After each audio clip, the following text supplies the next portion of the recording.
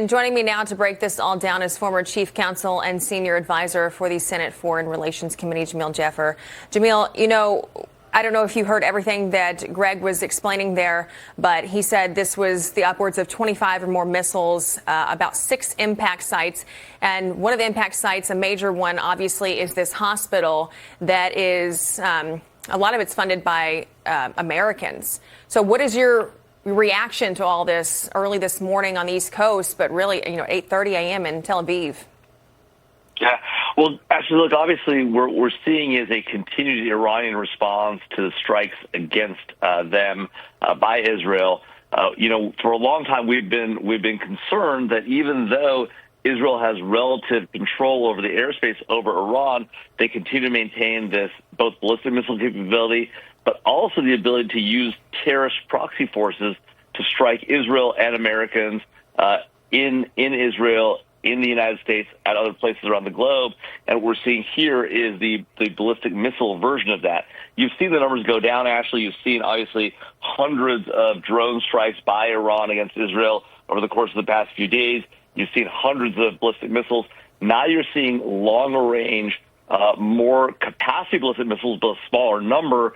And they are getting past, at some level, the Iron Dome, David Sling, Arrow 2 missile systems, defensive missile systems. But at the same time, obviously, we do realize that Iran's capacity to respond, even though it's being somewhat successful, is reduced significantly. Yeah, how far do you think America should get involved in this? Because we've heard President Trump kind of go back and forth on whether or not he will strike Iran. What are your thoughts on this? And do you think something like this warrants this? Well, look, Ashley, obviously, this is a very difficult question, probably the most difficult question confronting the United States today. But let's be real. Iran has been at a certain level of war with the United States for the better part of a decade. They killed hundreds of American soldiers in Iraq, their militias, using Iranian-made explosive form penetrators, killed American soldiers for years. Beyond that, we've seen the strikes against American forces in Yemen. We've seen the attacks by Hezbollah, Hamas, Palestinian Islamic Jihad, going after American soldiers in Jordan and elsewhere. We've seen the terrorist attacks against America and our allies. Iran believes it's in a state of war with us. We have largely not yet woken up to that reality. And so the truth is, if a nation like that, with a leadership group like Ayatollah Khamenei, wants to get in a conflict with us and wants to build a nuclear weapon, at some point, the United States has to take action and stop that from happening.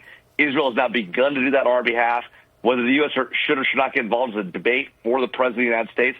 But the truth is, frankly, Ashley, we should have long ago prevented Iran from getting the capabilities to make a nuclear weapons program that involves enriched uranium, that involves ballistic missiles, that involves the explosive device to create a nuclear weapon. And, of course, even putting aside all the nuclear pieces, we have long had a huge problem with Iran and its terrorist proxies, and we haven't really taken effective action against that.